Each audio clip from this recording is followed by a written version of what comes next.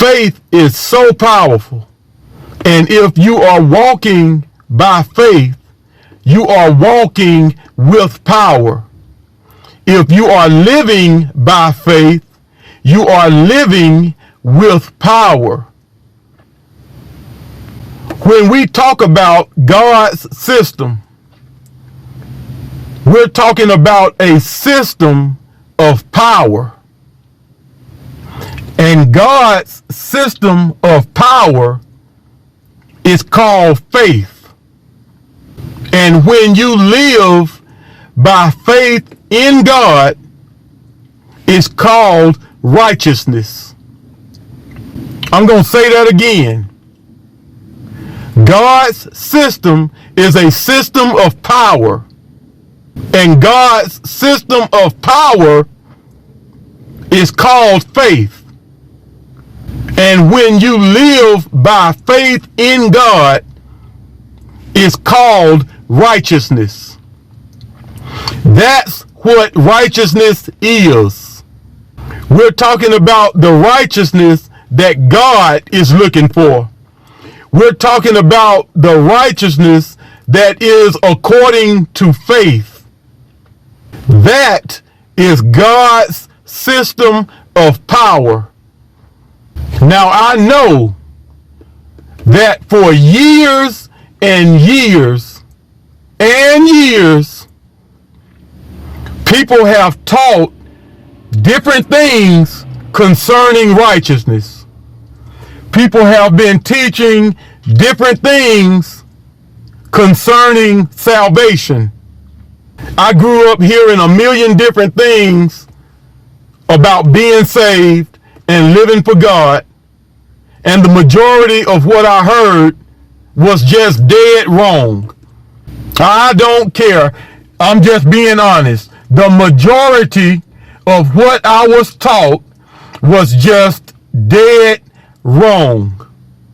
So now you got people thinking they are righteous based on church attendance. Church attendance is not righteousness. You got people thinking they are righteous based on the fact that they pray.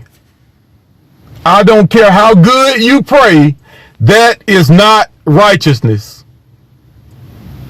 You got people thinking they are righteous and they are pleasing to God because they treat everybody right. Treating everybody right is not righteousness. Nothing that you do along the lines of religion and living by the law will ever be enough to make you righteous. The only reason we have the ability to even be righteous or live righteous is because of the work of Christ on the cross. The only reason we have the ability to be saved is because of the work of Christ on the cross. So all of that stuff that man thinks they're righteous because, if you're not living by faith, you are not righteous. That's the bottom line. I don't care who you are. If you are not living by faith, you are not righteous. Our lives should totally consist of believing God, obeying God, and getting godly results. That is righteousness. So if you believe the word, which is God, and you obey the word, which is God, you get biblical results, which is righteousness. So whatever you need in life, if you do those three things, you are considered righteous. If you need money and you believe what God said about money and you obey what God said about money, that's faith, and that faith gets you money, and that's righteousness. If you need healing, you believe what God said about healing, you obey what God said about healing, that is faith. That faith gets you healed, and that is righteousness. If you need some other form of resources, and you believe what God said about that need, you obey what God said about that need, that is faith. That faith gets you the resources, and when you get the resources by faith, that is called righteousness.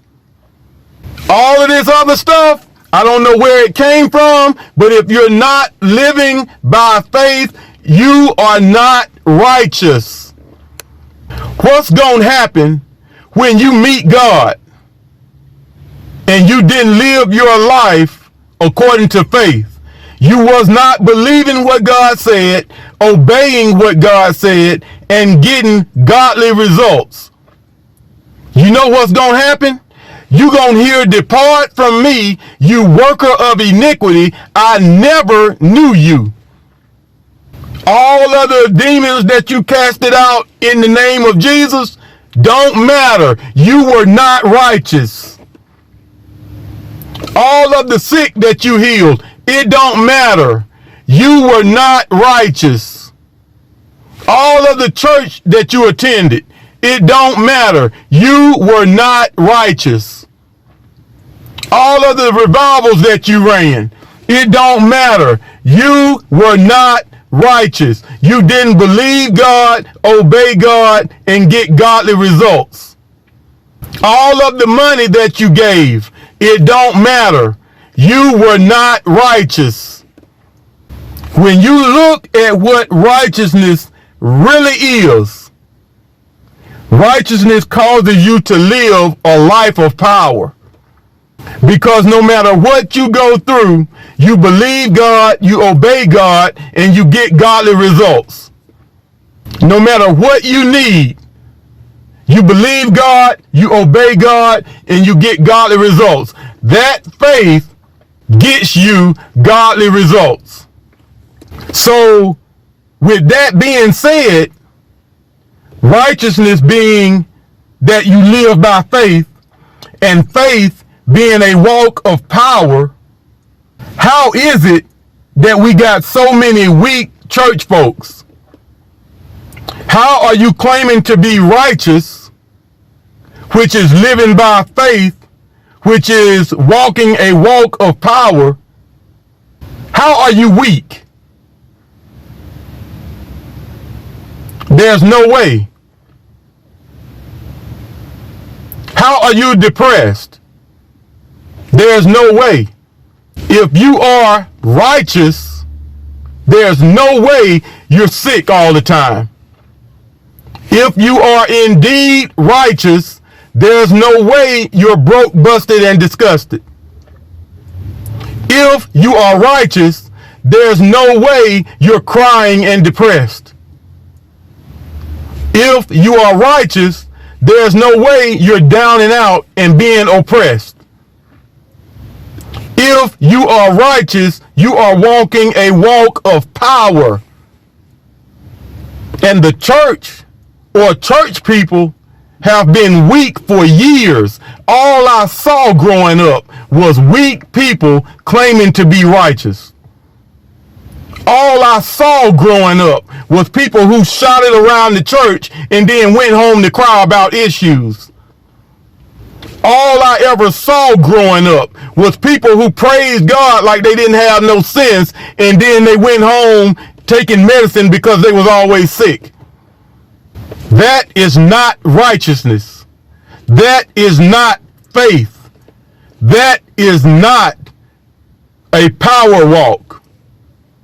But you got people who want to teach you to do everything except live a life of faith. You got people who want to teach you to do everything except live righteous according to God. You got people who want to teach you to give, which you will never be able to do until you learn what righteousness really is. You got people that want to teach you to break bad habits, which you will never do until you learn what righteousness really is. You got people who want to teach you to live saved, which you will never do until you learn what righteousness really is. You got people that want to teach you to be faithful, which you will never do until you learn what righteousness really is.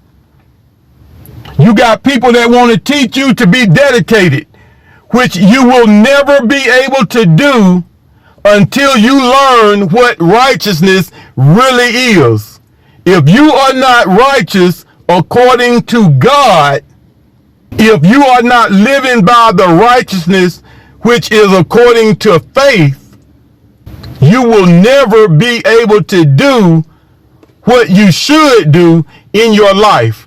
You will never be able to live the way you should live in your life. You will never be blessed the way God desires you to be blessed in your life. You will never walk in healing. You will never be above and not beneath. You will never be the lender and not the borrower. You will never be the head and not the tail. You will never be blessed beyond measure.